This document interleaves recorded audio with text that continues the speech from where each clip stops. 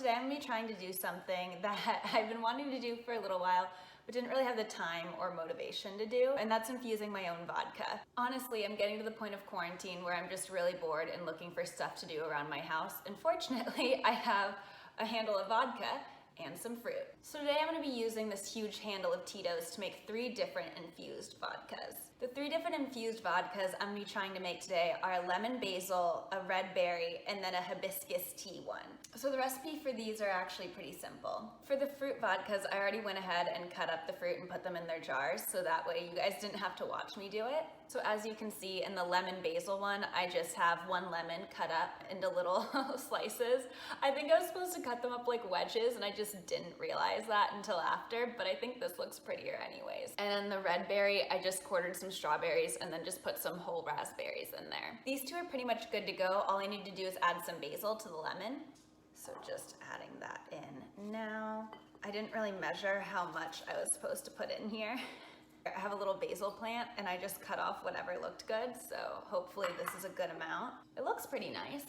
Also, I ended up with these really cute blue jars. I don't know how well it's coming across on camera right now because they were the only ones that I could get a pack of 4. All the other were like big 12 packs of mason jars, and I was like, that's just too much of a commitment to mason jars. I do not need that. So the last infused vodka I'm gonna be doing is actually a pomegranate tea that I got from Trader Joe's that has some hibiscus in it. And to prepare that one, I'm just gonna put 5 tea bags in this little jar.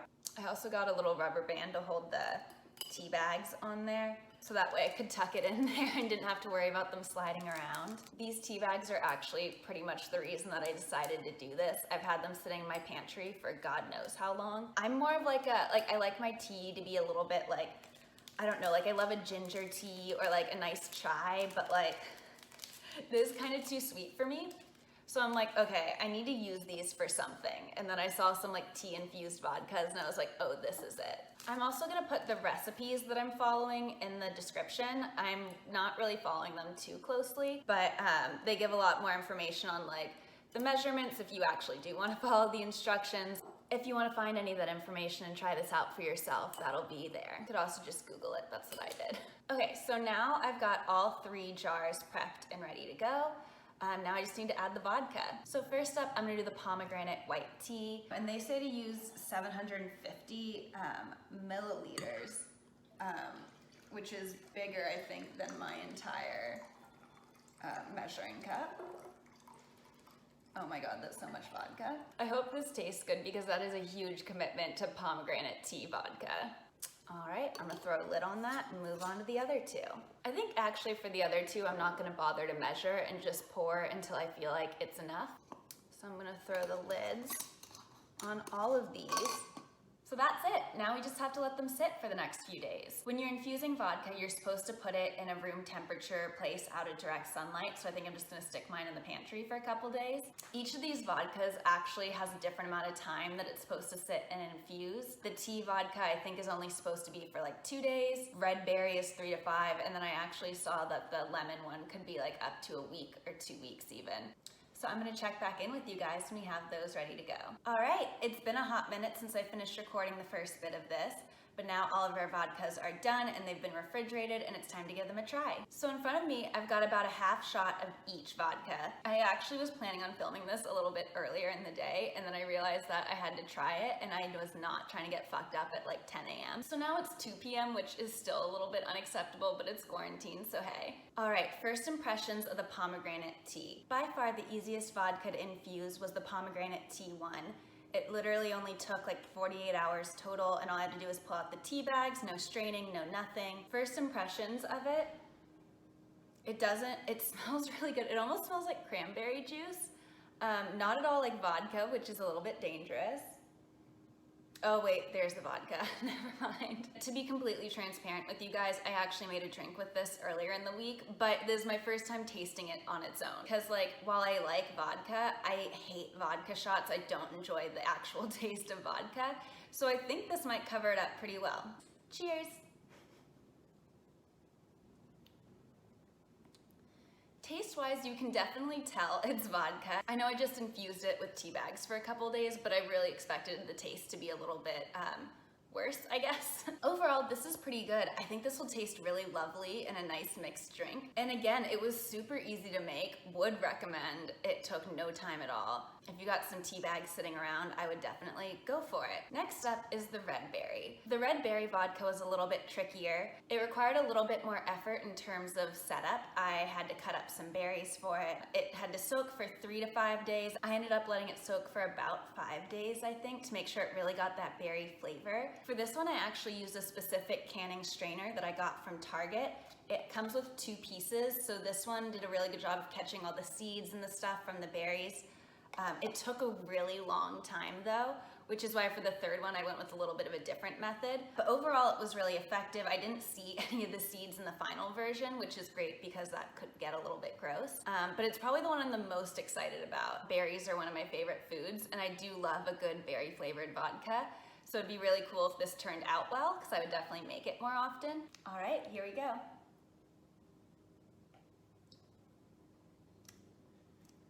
Oh shit, that's really good. Oh, that's dangerous. That's really good. Oh no. I mean, like, I just straight up drink this. Oh my God. If you can't tell by now, I'm not the kind of person that usually drinks straight vodka. I'm honestly more of a wine drinker than a hard liquor drinker anyways. But honestly, oh my God, this is good. I think I forgot to mention the smell of this. It literally doesn't smell like vodka at all. Like, it just smells like berries. It's so good, you guys. This was definitely worth the time and the effort and all the money that I spent on the berries for it. All right, would also recommend. I guess I should try the last one, shouldn't I? And then finally, we have our lemon basil vodka. I gotta say, I'm a little bit worried about this one. In terms of smell, it doesn't smell super vodka-y, but it doesn't smell great either. It took the longest to infuse, and it's probably the one that I deviated the most from the recipe that I found online.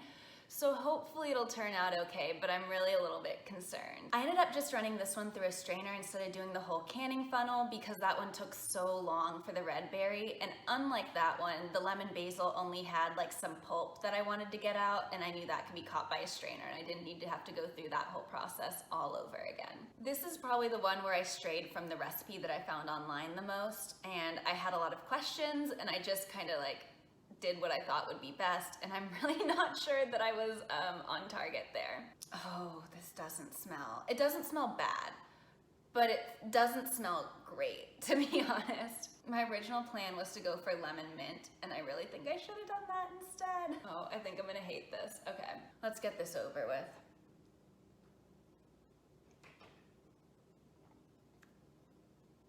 Oh, okay, that's not bad. I wouldn't say it's my favorite by any means. All right. I'm so glad. I was really worried when I smelled this that I was like, is this gonna be like such a waste of vodka? Like, I really don't want it. But no, this is actually good. I can actually think of a few drink recipes that this would be really good in. By far, infusing this one took the longest. I left it in there for a week. And that was one of the issues that I kind of had with this, was that all the recipes I could find were for lemon vodka, not lemon basil. And they all said like a week plus. The one that I found for lemon basil vodka was so far different from every other like vodka infusion recipe I'd read that I kind of went back to what I had read with the other ones, and I don't know if that was a mistake. But overall, I'm really happy with this actually. I don't know if I'd make this one again, but I do enjoy it. Yeah, it's fine.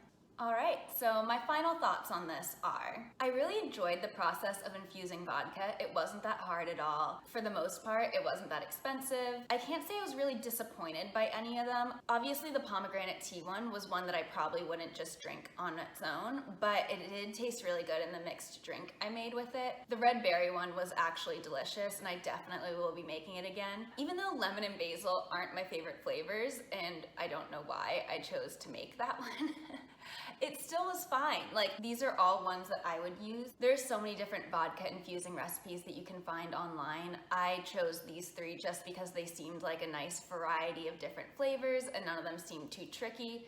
But there's so many out there that I definitely recommend that if you have a flavor that you really like, to give it a try on your own. There's also something pretty fun about the idea of like having your friends over for drinks and being able to serve them a vodka that you infused yourself. I think that would be really fun. One of the cool things about infusing vodka is there's really not that many steps to it. Like, all you have to do is prepare the ingredients, throw it in a jar, and then leave it somewhere room temperature for however long it needs to infuse.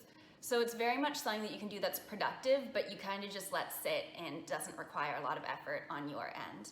Making things that don't require a lot of effort is definitely one of my passions. Yeah, if you've just got some vodka sitting around and you want to make it a little bit more exciting, this could be something for you to try. Thank you guys so much for watching this video. I hope you enjoyed it, or at least found it a little bit informative, and I hope to see you next time. Bye!